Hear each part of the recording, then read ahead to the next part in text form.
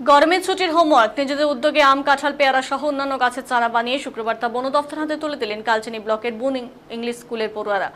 জঙ্গলে যাতে খাবারের অভাব না হয় এবং হাতি, বানরের মতো বন্যপ্রাণী যাতে খাবারের লোভে লোকালয়ে না আসে, সেই লক্ষ্যে স্কুল কর্তৃপক্ষের নির্দেশে ফলের চারা গাছ তৈরি ভাবনা পড়ুয়াদের। এদিন বন দফতরের কর্মীদের উপস্থিতিতে বক্সা ব্যাঘ্র প্রকল্পের জঙ্গলে বেশ কিছু চারা গাছ নিজেরাই রোপণ করেন পড়ুয়ারা। সম্প্রতি 1.5 মাস ধরে চলা গরমের ছুটিতে স্কুল কর্তৃপক্ষের তরফে গ্রীষ্মকালীন ফলের চারা তৈরি এক প্রকার হোমওয়ার্কই দেওয়া হয়েছিল বিভিন্ন ক্লাসের পড়ুয়াদের। সেই মোতাবেক কেউ আম, কেউ কলা, তো আবার কেউ কাঁঠাল সহ অন্যান্য ফলের চারা তৈরি করেছে। পাশাপাশি ব্লকের বিভিন্ন প্রান্তে খাবারের লোভে লোকালয়ে চলে আসা হাতি, বানরের মতো বন্যপ্রাণী লোকালয়ে তাদের তাণ্ডব রুখতে পড়ুয়াদের তৈরি চারা গাছ জঙ্গলে রোপণের ভাবনা স্কুল কর্তৃপক্ষের।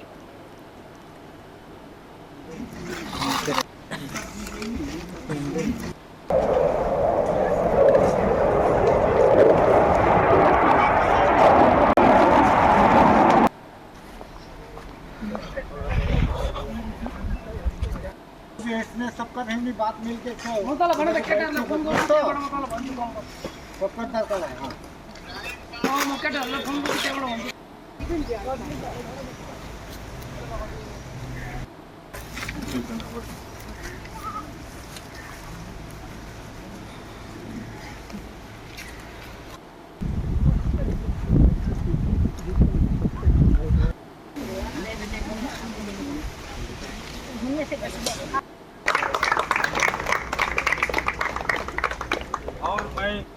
কি প্রোগ্রাম ছিল এখানে আপনাদের? আমাদের স্কুলে ইকো ক্লাব আছে, যেটা থ্রু ইকো ক্লাব আছে, এটার মধ্যে এনভায়রনমেন্টের জন্য অ্যাওয়ারনেস প্রোগ্রামটা আমরা সবসময় করে থাকি।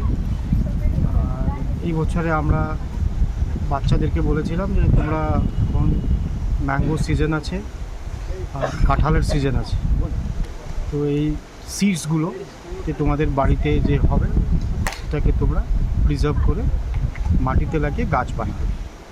তো ওরা সেভাবে তৈরি করে ইভিন প্যারাও গাছ আছে, এইসব করে করে ওরা near about more than 1000 sapling বানিয়ে বাচ্চারা, আমাদের স্কুলের বাচ্চারা জমা করেছে।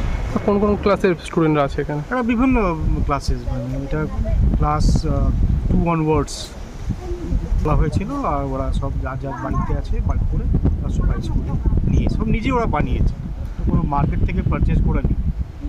আর তারপরে আমাদের ফরেস্ট ম্যাডাম আছেন পানা রেঞ্জের, ওনাকে রিকোয়েস্ট করলাম আমি যে গাছগুলো আছে ম্যাডাম আপনি নিজের ফরেস্টের ভিতরে এটাকে লাগিয়ে দেন, তো এটা খুবই ভালো হবে যে ফরেস্ট অ্যানিমালস এটাকে ইউজ করতে পারে, ইন ফিউচার যেন বড়ো হয়ে যাবে আর গাছের যে ইকোসিস্টেমটা যে আছে এটা রেস্টোর হওয়ার সুযোগ বেড়ে যাবে। মানে যেটা এখন দেখা যাচ্ছে হাতি লোকালয়ে চলে আসে, অন্যান্য বন্যপ্রাণী, কি মনে হচ্ছে একটু কমবে যদি এই গাছগুলো? নিশ্চয়ই, যদি আমরা ফরেস্টের ভিতরে ওদের ফুডস যদি আমরা প্রোভাইড করি নিশ্চয়ই অনেক বেরিয়ারটা কমে যাবে। ফ্রুটস আছে, জ্যাক ফ্রুটস তো ওরা খুবই পছন্দ করে, তারপরে কেলা, বানানা আছে, গুয়াভা। আমাদের স্কুলে কয়েকটা আম গাছ আর গুয়াভা আছে। যখন স্কুল ছুটি হয়ে যায় তারপরে এত পাখি আসে, টিয়া পাখি বা অন্য পাখিরা আসে, ওরা খেয়ে চলে যায়। তো আমার মনে হয় জঙ্গলে যদি ফলের গাছগুলো বেশি বেশি করে যদি ভিতরে থাকে তার নিশ্চয়ই আমাদের অনেকগুলো সমস্যা এটা সলভ হবে।